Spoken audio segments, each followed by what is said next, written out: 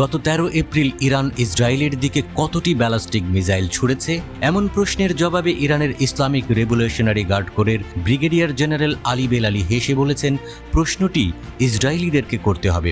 ওই হামলাকে ইসরায়েলের জন্য শাস্তি হিসেবে উল্লেখ করেন তিনি। দামেস্কে ইরানি দূতাবাসে বিমান হামলার প্রতিশোধ নিতে ইসরায়েলের শত শত ক্ষেপণাস্ত্র ছুড়ে পৃথিবীকে তেহরান বুঝিয়ে দিয়েছে যে লড়তে হলে তারা আরও বড় সংঘাত মোকাবেলায় সক্ষম। তার জবাবে গত 19 এপ্রিল ইসরায়েলও ইরানে আক্রমণ চালিয়েছে, তবে দায় স্বীকার করেনি। তারপর উভয় পক্ষ চুপ আছে, কিন্তু গাজায় ইসরায়েলের আগ্রাসন অব্যাহত থাকায় যুদ্ধের হুমকি বাড়ছেই। কি কি অস্ত্র দিয়ে ইসরায়েলে আক্রমণ করা হয়েছে তা সিএনএনকে দেখিয়েছে ইরানের আইআরজিসি।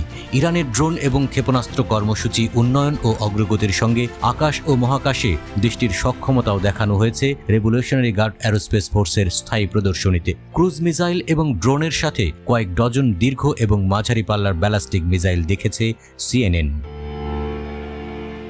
ইরানি ড্রোন এবং মিসাইল ভৌগোলিক শক্তি এবং ক্ষমতা কার্যকর করার একটি গুরুত্বপূর্ণ ফ্যাক্টর হয়ে উঠেছে বলে প্রদর্শনীতে মন্তব্য করেছে ব্রিগেডিয়ার জেনারেল বেলালি। বেলালি বলেছেন, 14 এপ্রিলের ঘটনায় ন্যাটো, মার্কিন যুক্তরাষ্ট্র এবং ইসরায়েলের বন্ধু আরব দেশগুলো ইরানি ড্রোন, ক্ষেপণাস্ত্র এবং ক্রুজ ক্ষেপণাস্ত্র ঠেকাতে চেয়েও ব্যর্থ হয়েছে।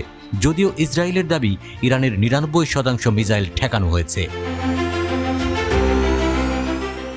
ইরানের দাবি তাদের স্টিলথ ক্ষমতার ড্রোন রয়েছে, তবে শাহেদ 136 ড্রোনটি সবচেয়ে আলোচিত। এই ফায়ার অ্যান্ড ফরগেট ড্রোনটি ফ্লাইট পাথ প্রোগ্রাম করে চালু করে দিলে তা স্বাধীনভাবে টার্গেটের দিকে উড়ে যায়।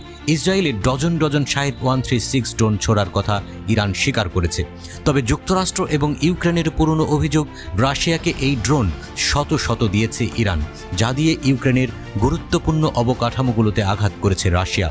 এই দাবি ইরান অস্বীকার করে আসছে।